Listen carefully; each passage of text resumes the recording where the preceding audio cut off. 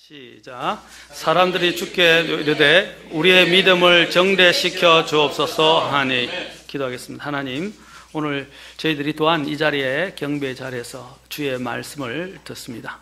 주께서 하나님의 인도하심과 또 하나님의 능력으로 말씀해 주시고 또 우리가 그것을 듣게 하옵소서. 우리의 마음과 귀를 활짝 열게 하시고 또 하나님의 말씀이 땅에 떨어지고 또 헛되이 또 하나님 우리를 그냥 통과하고 흘러가 버리지 않도록 믿음으로 붙잡게 도와주옵소서. 이 모든 시간 주님의 시간입니다. 주님께 집중하기를 원합니다. 함께 해 주시고 또 해 주셨던 것처럼 또 이 시간도 끝까지 저희들을 인도해 주옵소서. 예수님의 귀한 조남을 받들어 기도합나이다. 아멘. 앉으시겠습니다. 지금 제가 지난번에 믿음의 질과 분량에 대해서 말씀드렸습니다. 믿음에도 질이 있다 그랬습니다. 우리는 오늘날 양적인 것을 찾고 있는데 하나님은 질을 보시고 또한 중심을 보시는 분이십니다. 또 믿음에는 각 사람에 맞는 믿음의 분량이 있습니다. 그래서 그 분량에 맞게 움직이게 됩니다. 그리고 더 나아가서 믿음의 그냥 그 분량에 맞게 적절하게 우리가 각자가 은사를 받은 대로 각자가 가진 믿음의 분량대로 넘어가지 말고 생각하지 말고 우리가 주님을 섬겨하지만 더 나아가서 이 믿음이 또한 정대될 필요가 있습니다. 그런데 주님이 이 제자들은 자신들이 믿음이 있다고 생각하고 정대를 이야기했지만 사실 이 제자들의 문제는 그들에게는 믿음이 너무 적거나 믿음이 없었다는 것입니다. 실제로 주님과 함께 했었지만 함께 하지만 믿음이 적거나 믿음이 없는 사람들이 있어요. 여기 제자들 보면 주님과 오랫동안 함께 주님과 함께 자고 먹고 동행하고 다녔습니다. 그럼에도 불구하고 주님이 그들에 대해서 평가하신 것은 믿음이 적은 자들아 또는 믿음이 없는 자들이라고 주님께서 꾸짖기까지도 하셨습니다. 왜 그런 일이 일어납니까? 우리도 교회를 다니고 신앙생활을 오래 하지만 하나님이 보시기에 정말 믿음이 없는 사람일 수 있어요. 아니면 믿음이 적은 자들아 하고 주님이 책망하실 수 있는 그런 우리의 상태, 영적 상태일 수가 있다는 것입니다. 오늘 이 음성을 하나님이 주시는 것처럼 생각해보세요. 나의 믿음의 상태, 나의 믿음의 분량은 어느 정도이고 믿음의 상태는 어떤가 하는 것을 생각해 볼 필요가 있습니다. 자, 우리가 믿음의 오늘 종류에 대해서 이제 시작을 하게 되는데 믿음의 종류에 보면 지금 13가지 정도로 성경에 나오는데 제가 하나씩 이것을 살펴볼 것입니다. 첫째는 성경에 믿음이 없는 자들이라고 말하면서 no faith, 믿음이 없음, 또는 다른 말로 하면 unbelief, 믿지 않는 것이라고 할 수 있습니다. 불신, 믿음이 없는 사람, 믿음이 불신을 갖고 있는 사람들. 두 번째 믿음은 죽은 믿음에 대해서 말씀하십니다. 나중에 자세히 하나하나 다뤄볼 것입니다. 죽은 믿음. 세 번째로는 또한 적은 믿음에 대해서 말씀하십니다. 적은 믿음. 네 번째로는 또한 믿음 속에도 다양한 종류가 있다고 주님이 말씀, 또 약한 믿음에 대해서 말씀하십니다. 그리고 또한 다섯 번째로는 또한 주님께서 헛된 믿음에 대해서 말씀하십니다. 헛된 믿음. 그 다음에 여섯 번째로는 큰 믿음에 대해서도 말씀하십니다. 그리고 여덟 번째, 충만한 믿음에 대해서도 말씀하십니다. 그리고 여덟 번째죠. 일곱 번째죠. 여덟 번째로 굳건한 믿음에 대해서 말씀하십니다. 그 다음에 아홉 번째로 부유한 믿음에 대해서 말씀하십니다. 부유한 믿음. 믿음에 있어서 부유한 것. 그리고 열 번째로 거짓 없는 믿음에 대해서도 말씀하십니다. 거짓 없는 믿음. 그 다음에 11번째로 보배로운 믿음에 대해서 말씀하십니다. 보배로운 믿음. 그 다음에 12번째로 지극히 거룩한 믿음. 여러분, 이 성경에 이렇게 믿음, 제가 그냥 성경에 있는 것들을 다 대부분 다 정리를 해봤는데 이렇게 한 12가지 이상의 주님께서는 이 믿음의 종류들 이야기했는데 더 많이 세분화할 수도 있겠지만 대표적으로 주님께서 직접 언급하신 것들을 요약해 볼 때 이 12가지로 요약이 됩니다. 여러분, 믿음의 종류도 많죠? 엄청 많이 있습니다. 자, 오늘 우리는 첫 번째 먼저 믿음 없음, 불신에 대해서 알아보도록 하겠습니다. 자, 내가 믿음의 이 종류와 관련해서 제가 지금 믿음의 질과 분량에 대해서 그리고 믿음을 정제시키는 데에서 설교를 하고 있는데 내가 혹시 이 믿음 없는 사람이 아닌가? 불신 가운데 있는 사람은 아닌가라고 할 수 있습니다. 불신도 예수님을 제대로 믿지 않아서 지옥에 가는 사람도 있지만 예수님을 믿는다고 하지만 정말 의심과 또 하나님을 제대로 의지하지 않고 살아가는 사람들도 있을 수 있다고 저는 생각합니다. 살아있는 믿음은요, 선한 열매가 있지만 죽은 믿음은 냄새가 납니다. 여러분, 모든 것은 고유의 냄새가 있어요. 살아있는 것은 살아있는 냄새가 있고요. 사도 바울도 냄새에 대해서 이야기했어요. 죽음의 냄새가 있어요. 우리가 믿음이 죽어 있다면 그 죽은 믿음의 냄새가 난다는 것입니다. 그 향이 있다는 것입니다. 죽은 믿음은 간 데마다 항상 시체 냄새가 나요. 썩은 냄새가 난다는 것입니다. 여러분, 전에 제가 시체꽃에 대해서 설명한 적이 있어요. 그 시체꽃이, 그렇죠? 가는 데마다 죽은 썩은 냄새가 나니까 사람들이 고약해서, 그렇죠? 두지 않으려고 그러는데 그거와 같이 가는 데마다 그 사람의 믿음을 보면 정말 어떤 향기로운 모습, 그리스도인으로서 향기로운 모습을 볼 수 없는 사람들이 있어요.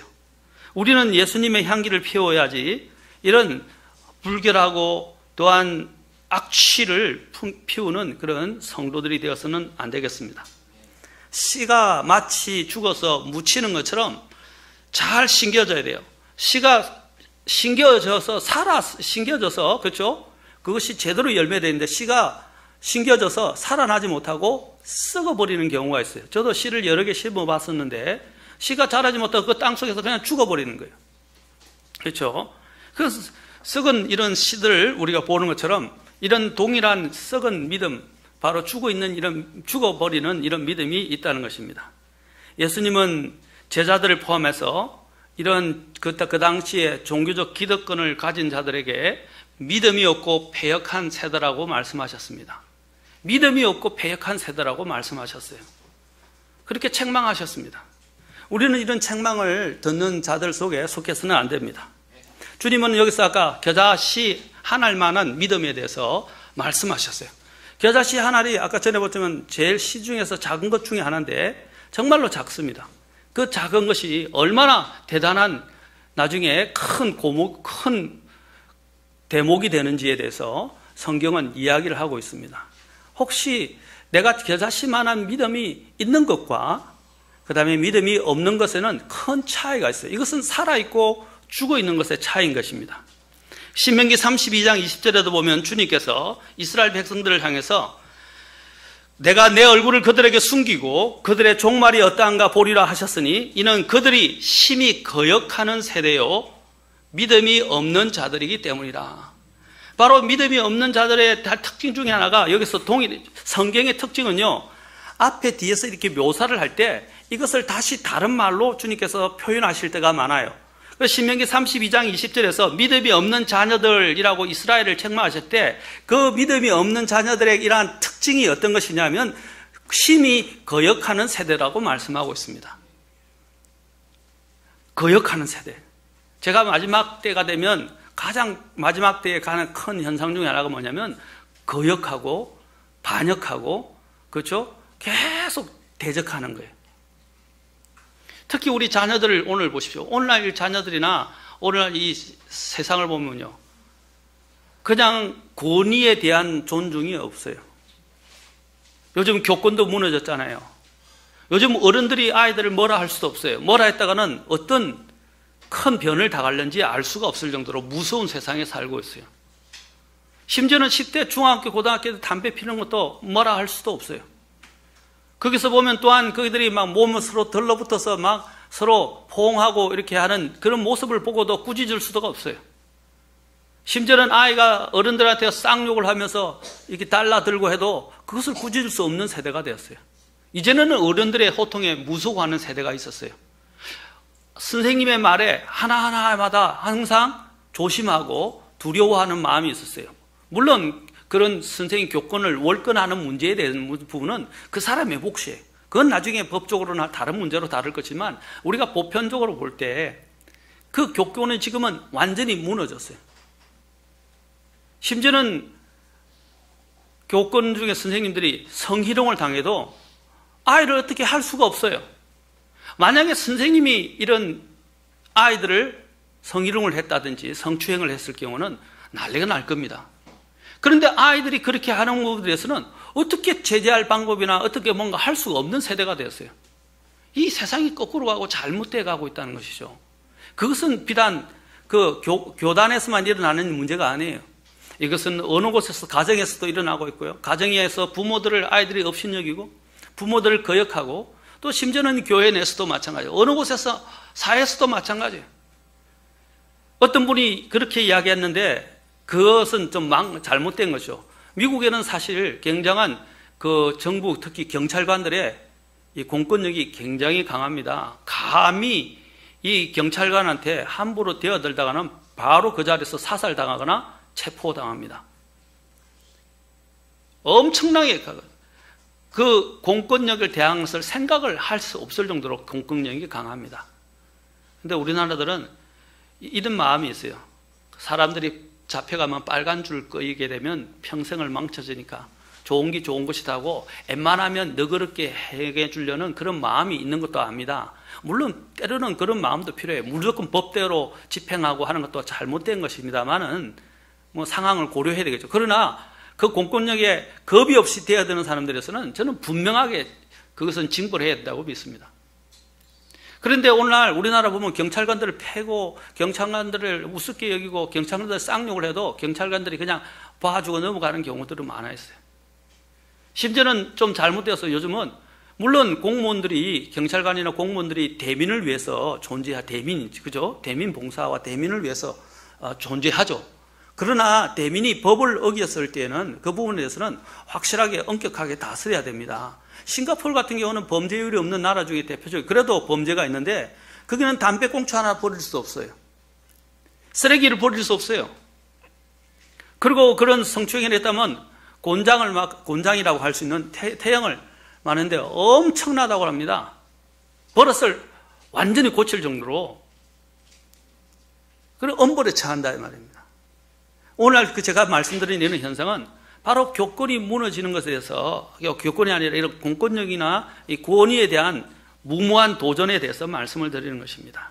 그것이 바로 믿음이 없는 세대들의 특징 중에 하나입니다. 마가복음 4장에서 주님께서는 배를 타고 이제 이 사역을 하시는 저녁이 되어서 제자들에게 우리가 저편으로 건너가자 하고 이제 그들이 무리를 보내고 그분을 배 안에 계신 그대로 모시고 이제 작은 배들을 타고 그분과 함께 건너갔습니다. 무리를 먼저 보내고요. 근데 폭풍이 막 일어나서 배 안에 들이쳤습니다. 배에 물이 가득하게 되었어요. 지난번에 잠깐 이걸 김용 목사님께서도 언급 잠깐 하셨는데 근데 예수님이 베개를 베고 주무시고 계셨어요. 그들이 그분을 깨우면서 선생님이여 우리가 죽는 것을 돌아보지 아니하시나이까. 주님이 계신데도 그들은 불신 가운데 있었어요. 주님이 계신데도 주님을 믿지 못하고 주님이 자신들과 함께하고 주님이 폭풍을 다스리고 수많은 기적을 통해서 보여주셨고 심지어는 바로 그 앞에 오병이어의 기적을 통해서 주님은 그들을 배부르 5,000명을 먹이고도 12강줄이 남았어요. 그런 놀라운 기적을 보여줘서 그분이 누구이신가? 하나님이시다라는 것을 보여주셨어요. 그렇죠? 하나님이시라는 것을 보여주는데도 그들은 계속해서 주님이 자신의 배에 있는데도 불구하고 주님께 야단 법석을 들면서 주님을 깨웠습니다. 그러면서 선생님이여 우리가 죽는 것을 돌아보지 아니하시나이까. 그러자 주님께서 일어나셔서 바람을 꾸짖으시고 바다에게 잠잠하라 고요하라 라고 명령하시자 그것이 잠잠하고 고요하게 되었어요. 그러면서 주님이 말씀하셨어요. 너희가 어찌하여 이렇게 두려워하느냐? 어찌 너희가 믿음이 없느냐? Have no faith. 어찌하여 믿음이 없느냐? 아무 믿음을 갖고 있지 않다고 말씀하셨어요. Have no faith. 믿음이 없다는 거예요. 이 제자들은 어떤 사람들이었어요? 주님의 그 앞에서 바로 직전에 배를 타고 건너가기 전에 주님의 기적을 직접 목도했던 사람들이에요. 경험한 사람들이에요. 그리고 주님과 함께 늘 동행해 왔어요. 주님이 또 엄청난 그들에게 권능도 주셔서. 그런데도 그들은 주님과 함께 있는데도 주님이 어떤 분이실지를 알지 못하고 그들은 그 폭풍에 질려서 막 야단법석을 피웠다는 것입니다. 그러면서 주님께서 말씀하셨어요. 어찌 너희가 믿음이 없느냐. 그러면서 나중에 주님이 폭풍을 잠잠케 하니까 그들이 심히 두려워하면서 이렇게 말했어요. 이분이 어떤 분이시기에 심지어 바람과 바다도 그분께 순종하는가. 이분이 어떤 분이시기에 어떤 분인가 알아왔잖아요. 보아왔었잖아요. 우리도 마찬가지예요. 우리의 신앙생활을 이렇게 해왔는데도 불구하고 우리는 하나님에 대한 믿음이 없어요. 하나님이 그 약속을 지키시고 하나님이 이러한 능력을 가지신 분이라는 대한 믿음이 없어요. 그래서 이 세상의 이 현실적인 문제에서 절절절절 매고 또 나에게 어려운 상황이 오게 되면 거기서 그냥 낙심하고 절망하고 발을 동동 구르고 내 안에 주님이 계시잖아요. 내 안에 계십니까 진짜로? 그리고 그 주님은 나의 하나님이십니까? 우리는 그 하나님을 절대 전능의 전지의 무소부지하신 하나님을 아버지로 모시고 계시고 그 주님이 지금은 또 우리 안에 내주하셔서 우리 안에 계십니다. 그런데도 우리는 어려운 일을 당하고 세상에서 많은 문제가 생겼을 때 주님을 찾고 주님을 의지하기보다는 그냥 야단법석을 이 제자들처럼 불신 속에서 마치 하나님이 안 계신 사람처럼 행동한다 이 말입니다. 일이 급박해지면 그래서 사람들은 일이 평안할 때는 믿음의 부분에 있어서 의심이 안 가고 문제가 안 돼요. 그러나 어려움이 찾아오고 환난이 찾아오고 역경이 찾아오기 시작하면 믿음이 나타나기 시작합니다. 그 사람이 어떤 종류의 믿음을 가졌는가 하는 것입니다. 누가복음 18장에서 8절에서 주님께서는 사람의 아들이 올 때에 땅에서 믿음을 보겠느냐 하셨어요. 마지막 날에는 이런 정말로 믿음을 제대로 겨자씨만한 믿음을 가진 사람을 찾아보기가 힘들다는 것입니다. 아까 우리가 읽었던 그 본문이 누가복음 17장이었죠. 그 바로 뒤에 18장에서 주님이 이 믿음에 대해서 설명하시는 것입니다. 또 계속 17장, 18장이 지금 다루고 있는 내용이 뭡니까? 믿음의 문제입니다. 믿음의 문제.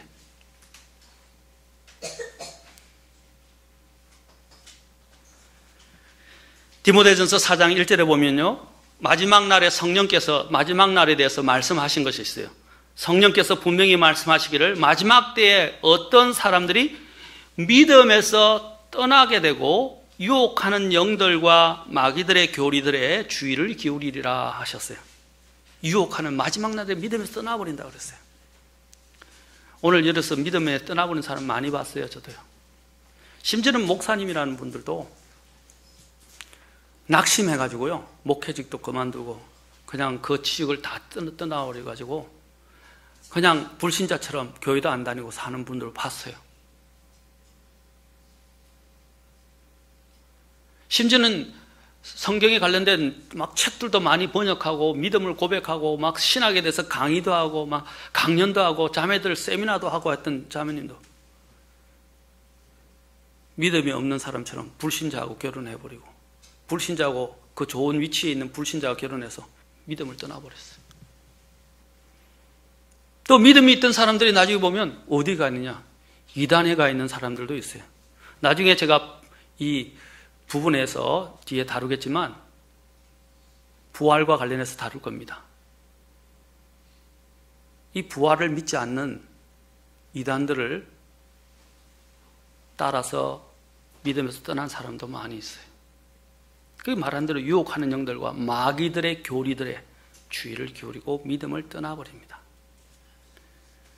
이 사람이 구원받았는지 안 받았는지 그거는 제 문제가 아니에요. 그건 하나님의 문제예요.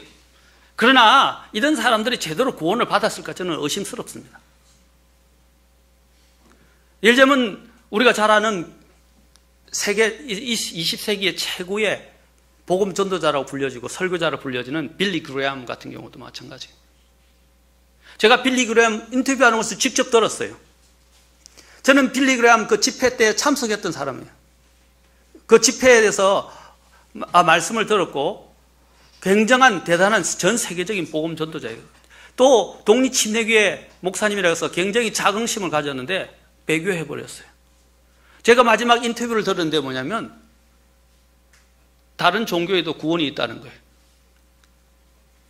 거기 이제 다원주의라고 이야기하는데 다원주의 구원관이라고 하는데 다른 종교에도 구원이 있다고 이야기해요. 아무 교회라 가도 된다고 그러고요. 심지어는 로마 카톨릭 교회든 상관없고 다른 이것이 여러분 우리는 문제가 안 되는 것 같지만 지금 바깥에는 전쟁이 엄청나요. 다양하고 이상한 신학들이 들어오기 시작하고 이상한 교리들이 난무하면서 가르쳐지고 있단 말입니다. 우리 같은 이런 제대로 된 믿음을 가진 것이 사실 실제로 보면 제대로 된 구원을 확신하고 바른 복음과 바른 교리와 바른 믿음 속에서 바르게 이렇게 하는 것들이 굉장히 사실은 극소수예요. 진짜 소수란 말입니다. 많은 사람들이 믿음에서 마지막 날들에는 떠나게 될 것입니다. 그래서 유다서 3절에서는 성도들에게 단 한 번 전달된 믿음을 위해 너희가 힘써 싸우라 라고 말합니다. Contending for the faith. 단 한 번 전달된 그 믿음을 위해서 힘써 싸우라 라고 말씀하십니다. 여러분, 저와 여러분 믿음이 있습니까? 이 불신에 대해서 마태복음 13장 58절에도 주님께서 그들이 믿지 아니하므로 거기서는 능력 있는 일들을 많이 행하지 아니하시니라. 믿지 않는 사람들에게는 아무리 기적을 베풀고 또 보여줘도요 안 믿습니다. 이미 싹이 털 수 있는 가망이 없을 때는 어떻게 해요? 그 하는 일이 그것은 그냥 손해에 불과하고 낭비에 불과합니다. 성경에 보면 돼지 코에 뭡니까? 금고리처럼 그 금의 가치를 금고리의 가치를 알지 못하는 그 돼지에게 그 돼지 코에 금고리를 걸어주면 뭐합니까? 마찬가지로 하나님께서 거룩한 것을 돼지에게 또는 더러운 것을 던져주지 말라고 그랬어요. 거룩한 것을 던지지 말라고 하셨어요. 그게 말하는 데는 바로 믿지 않는다는 것은 아무리 많이 기적을 보여주고 엄청난 일을 보여줘도 그들은 믿지 않습니다. 여러분, 이와 같아요. 복음은요, 하나님의 그 말씀 자체가 복음이에요. 우리가 어떤 자꾸 질서정연한 이런 특별한 논리를 가지고 그 사람들을 설득하고자 하는데, 아까 우리 자매님이 외우셨는데, 우리가 사람의 설득하는 말로, 사람의 지혜의 말로 사람들에게 복음을 전하는 게 아니에요. 우리는 하나님의 말씀을 가지고 순종하는 사람이에요. 순종을 통해서 복음을 전하는 사람이지, 나의 막 잡다한 지식을 가지고 그 지식을 논리 정연하게 막 제시한다고 해서 사람이 믿어지는 사람이 아니었어요. 때로는 물론 그렇게 해서 사람을 설득할 수 있지만, 능력은요, 우리가 설득하는 논리력이 있는 것이 아니라 하나님 말씀 자체의 능력이 있어요.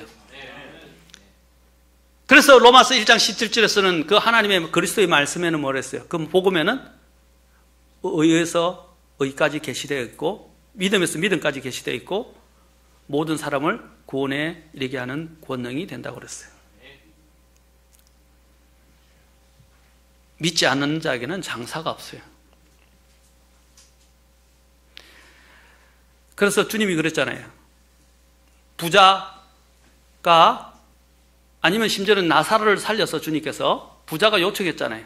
자기 친척들에게, 가족들에게 가서, 형제들에게 가서 나사로가 살아난다면 믿을 것입니다 라고 하면서 나사로를 살려서 보내달라고 이야기합니다. 죽은 자가 살아나서 사는 것을 그들이 보게 되면 믿게 될 거라고 이야기할 때 주님이 뭐라고 하셨어요? 그들에게 모세와 대언자가 있다 그랬어요. 모세와 대언자는 뭘 말하는 겁니까?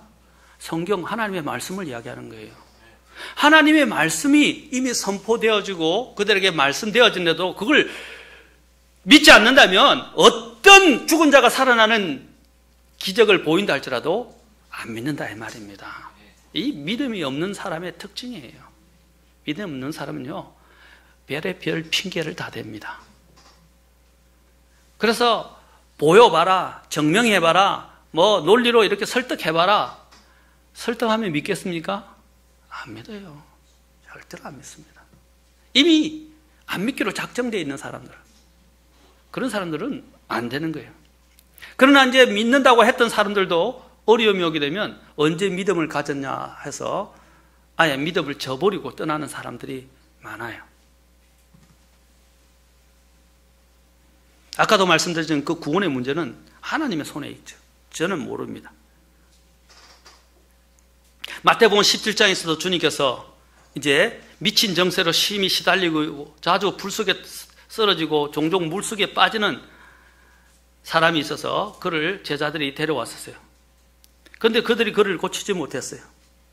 그러자 주님께서 마태복음 17장 17절에서 오 믿음이 없고 삐뚤어진 세대여, 내가 언제까지 너희와 함께 있으리요? 언제까지 너희를 용납하리요? 그를 이리로 데려오라 하시고 그 아이에게 주님이 마귀를 꾸짖으시니까 그 아이에게서 그 마귀가 그 시각에서 떠나버렸어요. 그러면서 주님이 그들 보고 믿음이 없고 삐뚤어진 세대라고 말씀하십니다. 그러자 제자들이 왜 주님 우리는 그 마귀를 그 아이에게서 마귀를 못 쫓아냈습니까? 라고 물으니까 주님께서 대답하셨어요. 너희가 믿지 아니하기 때문이라. 그러면서 주님이 만일 겨자씨 하나일 만한 믿음이 있을진데 너희가 이 산에게 말하여 여기서 저 너머로 옮겨가라 하면 옮겨갈 것이요 너희에게 불가능한 것이 아무것도 없으리라. 주님이 여기서 겨자씨만한 믿음에 대해서 말씀하셨어요. 아까 누가복음 우리가 읽었던 그 본문 그 뒤에도 겨자씨만한 믿음에 대해서 주님 말씀하십니다. 사랑하는 성도 여러분, 겨자씨, 아까도 눈에 정말 보일락말락하는 그 겨자씨만한 믿음조차도 주님은 처음부터 큰 믿음을 말하고 제자들은 큰 믿음을 달라 했지만 그들은 큰 믿음을 가지는 것에 이 믿음을 정죄시키는 것의 문제가 아니라 겨자씨만한 믿음만 가지고도 정말 제대로 주님을 믿고 주님을 신뢰하고 주님께 맡겼더라면 그들의 역사가 일어났을 거라는 거예요. 문제는 그런 겨자씨만한 믿음도 없었다는 거예요. 너무 적은 그런 믿음도요. 그것을 주님은 믿지 아니하는 불신이라고 말씀하십니다. 불신은 무서운 거예요. 여러분 눈 뜨고 여러분 교회에 와 있다고 해서 여러분 믿음이 있다고 이야기하시면 안 돼요. 그 겨자씨만한 믿음만 가졌다면 그 살아서 역사합니다. 살아서 움직인다 말입니다. 생동감이 있고 생동력이 있고 활력이 있고 막 살아있다는 그 정표들이 있다 이 말입니다. 그러면서 주님께서 이것에 대해서 말씀하시죠. 기도와 금식을 통하지 않고는 나가지 아니하느니라. 마귀를 쫓아내는데 그들에게는 이런 하나님을, 기도는 뭡니까? 하나님을 의지하는 거 아닙니까? 믿고. 금식은 전적으로 주님께 매달리는 거 아닙니까? 그들은 주님과 그냥 함께 있다는 것에 안주했어요. 주님이 나와 함께 하시던 한다는 것은 안주했어요. 그러나 그들은 실제적으로 주님을 신뢰하는 믿음이 없었어요. 아까도 봤었지만. 이것은요, 변화산에서 하산 후에 제자들의 이 믿지 않음에 대해서 이야기한 것입니다. 마가복음 9장에서도 동일한 내용이 나옵니다. 아까 마태복음 17장에 있는 것처럼. 그리고 그때에서도 주님이 믿음이 없는 세대라고 말씀하십니다. 그런데 의외로 아까 그 마귀가 쫓겨난 그 아이의 아버지는 뭐라고 고백하는 줄 아십니까? 참 놀랍습니다. 대조적입니다. 마가복음의 9장으로 가면 동일한 사건이 기록되어 있는데 9장 24절에서 그 아이, 마귀가 주님이 마귀를 내쫓으신 그 아이의 아버지가 뭐라고 말하는지 아세요? 주여 내가 믿나이다. 나의 믿지 아니함을 도와주소서. 그러겠어요. 이 제자들하고 대조되지 않습니까? 제자들은 그런 말조차도 안 했어요. 주님이 그들을 꾸짖으셨을 때, 믿음이 없는 세대라고 꾸짖으셨을 때 주님은 그들은 아무 대답도 하지 않았어요. 그런데 오히려 그 아이의 아버지는 뭐라고 대답합니까? 주여 내가 믿나이다. 나의 믿지 아니함을 도와주소서. 여러분 지금 이 자리에서 저와 여러분이 해야 될 문제는 뭐냐? 내 자신의 믿음이 정말 겨자씨만한 믿음조차도 있는가를 점검해 보라는 것입니다. 그리고 그 믿음이 없다고 생각되거나 정말 믿음이 약하다고 생각할 때 이렇게 말씀하세요. 주여 내가 믿나이다. 나의 믿지 아니함을 도와주소서.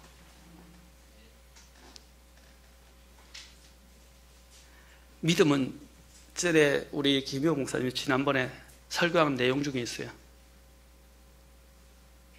그 설교에서 구원의 세 가지 믿음에 대해서 이야기했어요. 첫째가 뭐라 했어요? 구원하는 믿음. 두 번째가 뭐라 했어요? 두 번째가 교리적인 믿음. 주부에 나와 있는데, 여러분 저도 다른 목사님은 설교 열심히 듣습니다. 그리고 요약해요. 항상 요약을 해요. 그리고 새깁니다. 또 세 번째 믿음이 뭡니까? 예, 실제적인 믿음, 실행하는 믿음에 대해서 이야기하셨어요. 여러분, 실행하는 믿음이 없으면 안 돼요. 우리 침례 성도들의 첫 번째 8가지 특징이 있는데, 그 특징을 요약해본 특징 중에 첫 번째가 뭐냐면, 성경을 믿음과 실천을 위한 유일무이한 권위 또는 최종 권위라고 하는데, 유일무이한 권위, 유일한 권위로 여긴다는 겁니다. 뭐라고요? 성경을 믿음과 실천을 위한, 실행을 위한 유일한 권위로. 그래서 성경을 믿는다라고 고백하고 막 주창하는 것만이 아니라 그 성경에 기록되어 있는 대로 그것을 믿고 그대로 따르고 순종하며 사는 사람들이라는 거예요. 그게 침례 성도를 만드는 거예요. 맞습니까? 머리로 아는 게 중요한 게 아니에요. 그 믿음대로 하나님 앞에 나아가는 것이. 그게 침례 성도들의 첫 번째 특징이에요. 두 번째는 아까 이야기했지만, 아까 주님이 믿음 없음 자체에 대해서, 불신에 대해서 말씀하셨어요. 또 어떤 불신이냐면 부활에 대한 불신이 있어요. 부활에 대한 불신. 이 공기를 청정으로 해놓으십시오. 청정으로 하면 돼요. 데우지 않고 그냥 공기해서 청정으로 하면 공기가 좋아져요. 앞뒤로 다 청정 기능을 넣으세요. 한 목사님 이것도 찍으세요. 편집할 때. 부활에 대한 불신 앞에서 찍으세요. 부활에 대한 불신이 있어요. 이것 대단히 중요해요. 이것도 믿음이 없는 것과 같은 거예요. 부활에 대한 불신. 자, 대표적으로 이 부활에 대한 부분에 대해서도 나중에 뒤에 이제 성경을 통해서 우리가 점점 알아보겠습니다. 주님은 이 믿지 않는 제자들을 앞에 나타나셨을 때 죽고 난 이후에 주님께서 제자들에게 나타나셨어요. 그래서 마가복음 16장에 주님께서 나타나셨는데, 그들 앞에 나타나셨을 때 그들이 믿지 않았어요. 오히려 막달라 마리아와 여인들이 주님을 보고 주님이 부활하신 것을 증언했어요. 그들도 처음에는 믿지 않았어요. 그리고 심지어는 두 사람이 걸어서 시골로 가서 그분께서 다른 모습으로 그들에게 나타나셨지만, 그들이 가서 다른 남아있는 사람들에게 가서 주님이 부활하셨다라고 말했는데도 그들은 믿지 아니했어요. 그리고 그 뒤에 11 제자가 음식 앞에 앉아 있는데 주님이 나타나셨어요. 그러면서 주님이 나타나셔서 뭘 하신지 아세요? 그들이 믿지 아니한 것과 마음이 강팍한 것을 꾸짖었으니, 이는 그분께서 일어나신 뒤에 그분을 본 자들의 말을 믿지 않았기 때문이라. 주님은 돌아가시기 전에도 자신이 죽으실 것과 자신이 부활하실 것을 여러 번 말씀하셨어요. 그러나 그들은 성경에 대한 이해가 없어서 그걸 믿지 못했어요. 그리고 오히려 주님이 죽는다는 것만 초점을 맞췄어요. 주님이 일어나실 것에 대해서 말씀하셨는데도 불구하고 그들은 그에 대한 믿음이 없었어요. 그리고 실제로 그들 중에 일부가 먼저 가서 주님의 부활을 목격했는데도 그들 중에도 그것을 제대로 믿지 못하고, 그 사실을 이제 확실히 알고 가서 그들에게 증언했는데도 불구하고 그들은 또 믿지 아니한 거예요. 언제까지 주님이 그들과 함께 하셔야 됐어요? 우리도 마찬가지입니다. 언제까지 주님이 우리와 함께 하셔야 우리가 믿겠습니까? 그들은 그런 부활을 정언했을 때도 믿지 않아요. 대표적인 사람이 도마였잖아요. 우리가 도마에 대해서는 잘 알죠. 여러분, 이 부분에 대해서 특히 하나님께서 아브라함을 통해서, 로마서를 통해서 잘 보여줬어요. 아브라함이 가진 신앙이 어떤 것이었어요? 왜 하나님의 아브라함의 믿음을 의로 여기셨어요? 하나님의 말씀을 믿었기 때문입니다. 그가 믿었던 말씀은요, 그냥 예 믿습니다 하고 말로 한 것이 아니라 실제로 그렇게 약속을 받아들이고 의심하지 않냐고 그 말씀대로 그것을 믿고 기다렸던 거예요. 우리가 알지만 아브라함의 나이가 들어서 그가 씨를 낼 수 없다는 것을 그 자신은 알고 있었어요. 그런데 하나님이 말씀하셨을 때 그것을 믿고 기다렸어요. 그래서 로마서 4장에서는 말씀하신, 로마서 4장 보십시오. 그가 왜 믿음의 조상이 될 수 있었어요? 살아있는 믿음이었어요. 살아있는 믿음일 뿐 아니라 부활의 믿음을 가졌단 말이에요. 부활의 믿음.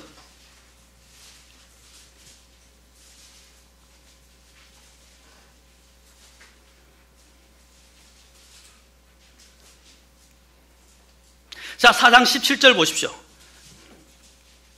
이것은 이 16절에서 아브라함이 믿음에 속한 자들의 그 약속과 그가 이제 하나님 앞에서 믿음의 조상이 된 것에 대해서 말하면서 17절, 이것은 기록된 바 내가 너를 많은 민족들의 조상으로 삼았느니라. 이 말은 뭐예요?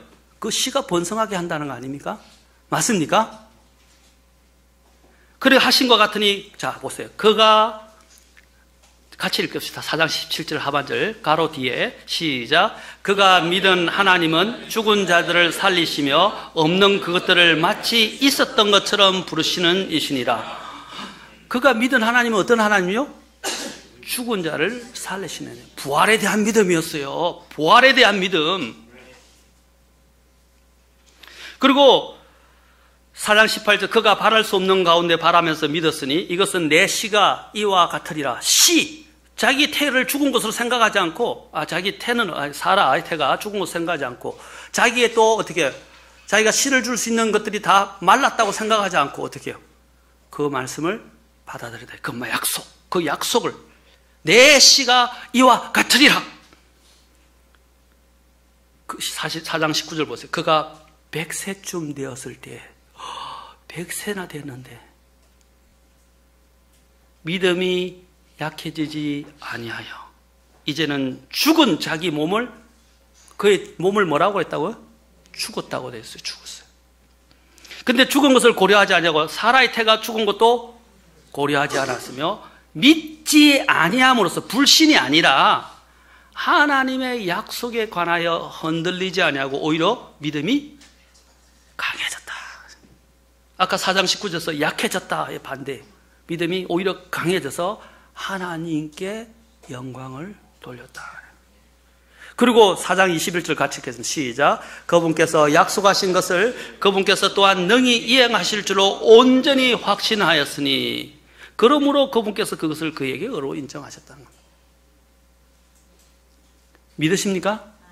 우리 하나님이 어떤 분인지를 여러분 믿고 계십니까? 정말로? 말로가 아니에요. 말로가 아니라 그렇겠지가 아니라 실제로 그것을 그대로 붙잡고 살았다는 거예요. 여러분, 그 일들이 일어나기까지 몇 년이 걸렸죠? 네? 10여 년이 걸렸어요. 그 약속을 듣고 그것이 실제로 그의 삶에 일어나기 때문에 수십 년이 걸렸다는 말입니다. 그럼에도 불구하고 그는 어떻게 했어요?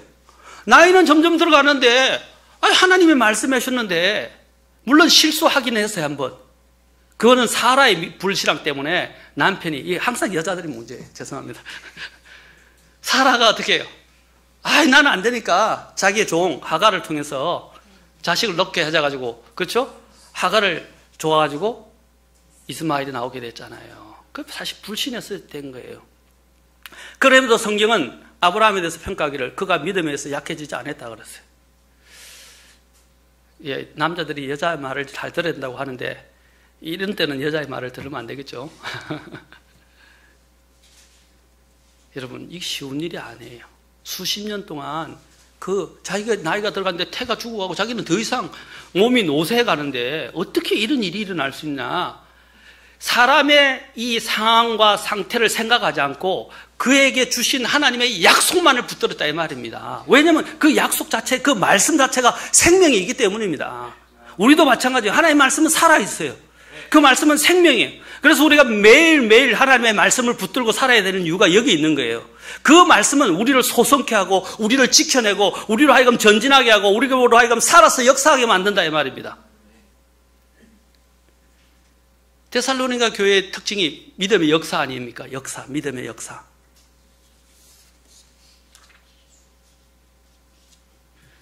이스라엘 백성들이 왜 하나님 앞에 나중에 거절당했습니까? 로마 11장 20절에 보면 그들은 믿지 아니함으로 이렇게 됐어요. 꺾였다라고 했어요. 믿지 아니함으로. 불신은 무서운 거예요. 하나님의 선에서 그냥 밀려나는 거예요.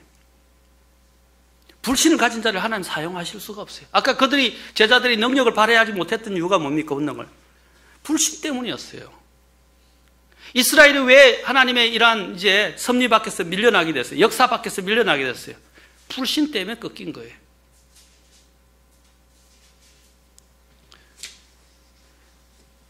주님께서는 히브리서 3장에서도 동일하게 이 이스라엘, 가나안 땅으로 들어가지 못하고 광야에 쓰러진 그 이스라엘의 특징을 말하면서 오늘날을 살아가는 그 당시에 있었던 히브리 그리스도인들에게, 그 당시 살아가던 히브리 그리스도인들에게 이 말씀을 통해서 그들에게 권면합니다. 이것은 오늘날 살아가는 우리 그리스도인들에게도 동일하게 권면하는 말씀이에요. 참 이상하게도, 또 이상한 게 아니라 참 놀랍게도 지난번에 김용 목사님 사실 이 부분을 잠깐 언급하셨어요. 히브리서 13장 12절 13절입니다. 같이 보겠습니다. 히브리서 3장을 좀 계속 보겠습니다. 히브리서 3장 4장 12절 13절 봅시다.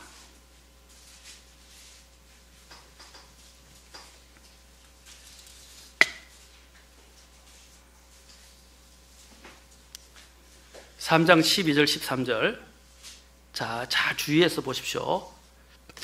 형제들아, 믿는 그리스도인들에게 이야기하는 거죠. 형제들아, 너희 중에 어떤 사람에게 뭐라고 했어요? 믿지 아니하는 어떤 마음? 어떤 마음요? 이야기 안 하시는 분이 어떤 마음요? 네, 존다고 말씀 안 하신 분도 계세요. 악한 마음이 있어. 믿지 아니하는 악한 마음, 믿지 아니하는 악한 마음이 있어 살아계신 하나님을 떠나는 일이 생기지 아니하도록 조심하라. 오직 오늘이라 불리는 때에 서로 날마다 권면하여 너희 중에 아무도 죄의 속임수를 통해 강팍하게 되지 아니하도록 주의하라. 아니하도록 하라. 강팍, 나중에 강팍에 대해서 제가 설명을 할 것입니다. 히브리서 3장 18절 뛰어넘어가 보세요. 그게 또 뭐라고 그랬습니까? 오직 또 그분께서 누구에게 맹세하사 그들이 자기의 안식에 들어오지 못하리라고 하셨느냐? 그분의 안식에 들어가서 누리지 못하는 사람들이 어떤 사람이었어요? 오직 믿지 아니한 자들이 아니냐? 믿지 않은 자들, 이거 주님은 악한 마음이라고 정의하십니다. 그리고 또한 뭐라고 그랬어요? 믿지 아니한 자들이 안식에 들어가지 못했다고 그랬어요. 3장 19절로 이제 가겠습니다. 계속 주님이 말씀하십니다. 그러므로 우리는, 자, 그들도 그랬는데 우리는 그들이 믿지 아니하여 능히 들어가지 못하였음을 아노라. 이제 알라 이 말입니다. 뭐 때문에 못 들어갔어요? 믿지 아니했기 때문에. 히브리서 4장으로 가보세요. 4장. 4장 6절 보세요. 4장 6절에서도 말합니다. 그러므로 어떤 사람이 반드시 그 안식에 들어가야 하는 일이 남아 있는 줄을 알거니와 처음에 복음 선포를 받은 그들은, 처음에 복음 선포를 그들이 받았다고 했어요. 복음 선포를 받은 그들은 믿지 아니하여 들어가지 못하였다. 여기서 계속 믿지 아니했다고 말하고 있어요. 믿지 아니함으로 들어가지 못했다. 그러면서 또 7절 같이 읽겠습니다. 7절 같이 읽겠습니다. 시작. 또다시 그렇게 오랜 세월 시간이 지난 뒤에 그분께서 다윗에게 그래서 오늘이라 말씀하시며 어떤 날을 한정하시나니 그것은 곧 오늘 너희가 그분의 음성을 듣거든 너희 마음을 강팍하게 하지 말라 하고 말씀하신 바와 같더라. 뭐라 그랬어요? 오늘 너희가 그분의 음성을 듣거든 너희 마음을 강팍하게 하지 말라. 다음 시간에 강팍에 대해서 볼 것입니다. 강팍. 김영 목사님도 잠깐 언급하셨죠. 강팍. 이게 완악한 거예요. 완악. 굳어진 거예요. 딱딱하게.